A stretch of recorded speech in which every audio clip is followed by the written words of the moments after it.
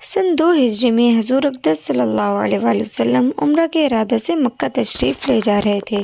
کفار مکہ کو اس کی خبر ہوئی اور وہ اس خبر کو اپنی ذلت سمجھنے لگے، اس لیے مزاحمت کی اور حدیبیہ میں آپ صلی اللہ علیہ وسلم کو رکنا پڑا۔ جانسار صحابہ رضی اللہ تعالیٰ عنہ ساتھ تھے جو حضور صلی اللہ علیہ وسلم پر جان قربان کرنا فخر سمجھتے تھے اور وہ لڑنے کو تیار ہو گئے، مگر حضور صلی اللہ علیہ وسلم نے مکہ والوں کی خاطر سے لڑنے کا ارادہ نہیں فرمایا اور صلح کی کوشش کی، اور باوجود صحابہ رضی اللہ تعالیٰ عنہ کی لڑائی پر مستعدی اور بہادری کے حضور اکرم صلی اللہ علیہ وسلم نے کفار کی اس قدر رعایت فرمائی کہ ان کی ہر شرط کو قبول فرما لیا۔ صحابہ کو اس طرح دب کر صلح کرنا بہت ہی ناگوار تھا، مگر حضور صلی اللہ علیہ وآلہ وسلم کے ارشاد کے سامنے کیا ہو سکتا تھا کہ جانثار تھے اور فرما بردار تھے، اس لیے حضرت عمر رضی اللہ تعالیٰ عنہ جیسے بہادروں کو بھی دبنا پڑا۔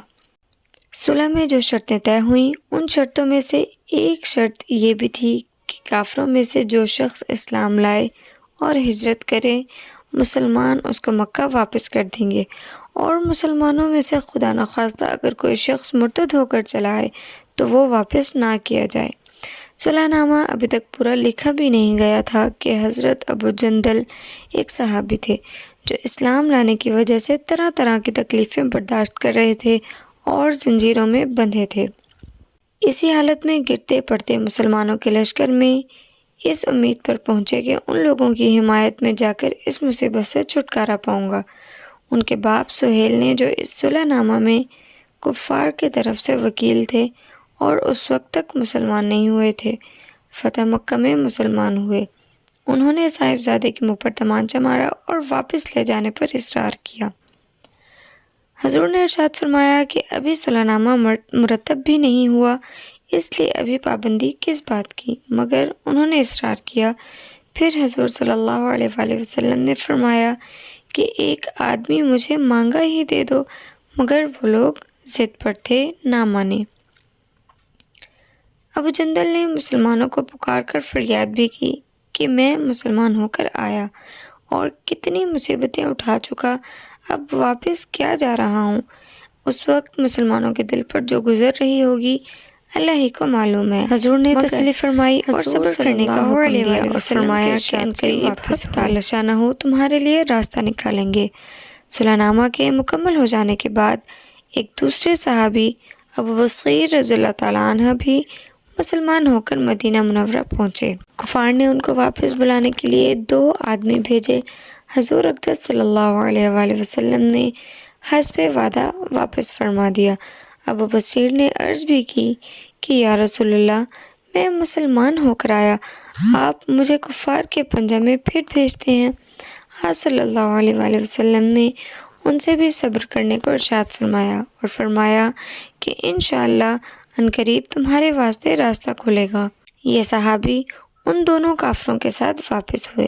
راستے میں ان میں سے ایک سے کہنے لگے کہ یار تیری یہ تلوار تو بڑی نفیس معلوم ہوتی ہے۔ شیخی باز آدمی ذرا سی بات میں پھول ہی جاتا ہے۔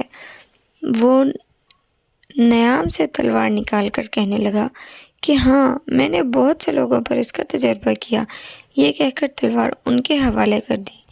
انہوں نے اسی پر اسی کا تجربہ کر دیا۔ دوسرا ساتھی یہ دیکھ کر کہ ایک کو تو نمٹا دیا، اب میرا نمبر ہے، بھاگتا ہوا مدینہ آیا اور حضور اکرم صلی اللہ علیہ وآلہ وسلم کی خدمت میں حاضر ہو کر عرض کیا کہ میرا ساتھی مر چکا ہے، اب میرا نمبر ہے۔ اس کے بعد ابو بصیر پہنچے اور عرض کیا کہ یا رسول اللہ، آپ اپنا وعدہ پورا فرما چکے ہیں کہ مجھے واپس کر دیا اور مجھ سے کوئی عہد نہیں ان لوگوں کا نہیں ہے جس کی ذمہ داری ہو، وہ مجھے میرے دین سے ہٹاتے ہیں، اس لیے میں نے یہ کہا۔ حضور صلی اللہ علیہ وسلم نے فرمایا کہ لڑائی بھڑکانے والا ہے، کاش کوئی اس کا معین و مددگار ہوتا۔ وہ اس کلام سے سمجھ گئے کہ ابھی اگر کوئی میری طلب میں آئے گا تو میں واپس کر دیا جاؤں گا، اس لیے وہ وہاں سے چل کر سمندر کے کنارے ایک جگہ پر آ پڑے۔ مکہ والوں کو اس قصے کا حال معلوم ہوا تو ابو جندل بھی، جن کا قصہ پہلے گزرا ہے، چھپ کر وہیں پہنچ گئے۔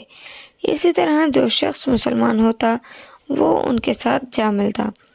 چند روز میں یہ ایک مختصر سی جماعت ہو گئی۔ جنگل میں جہاں نہ کھانے کا کوئی انتظام، نہ وہاں باغات اور نہ آبادیاں، اس لیے ان لوگوں پر جو گزر رہی ہوگی وہ تو اللہ ہی کو معلوم ہے۔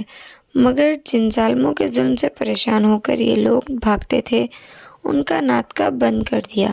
جو قافلہ ادھر کو جاتا اس سے مقابلہ کرتے اور لڑتے، حتیٰ کہ کفار نے پریشان ہو کر حضور اقدس صلی اللہ علیہ وآلہ وسلم کی خدمت میں عاجزی اور منت کر کے اللہ کا اور رشتہ داری کا واسطہ دے کر آدمی بھیجا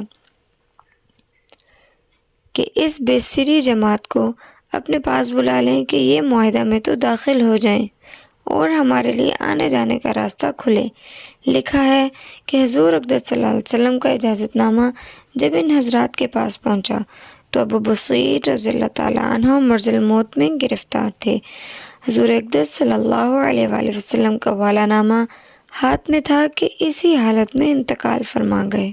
اس سے ہمیں یہ سبق ملتا ہے کہ آدمی اگر اپنے دین پر پکا ہو، بشرطیکہ کا دین بھی سچا ہو، تو بڑی سے بڑی طاقت اس کو نہیں ہٹا سکتی، اور مسلمان کی مدد کا تو اللہ کا وعدہ ہے، بشرطیکہ وہ پکا سچا مسلمان ہو۔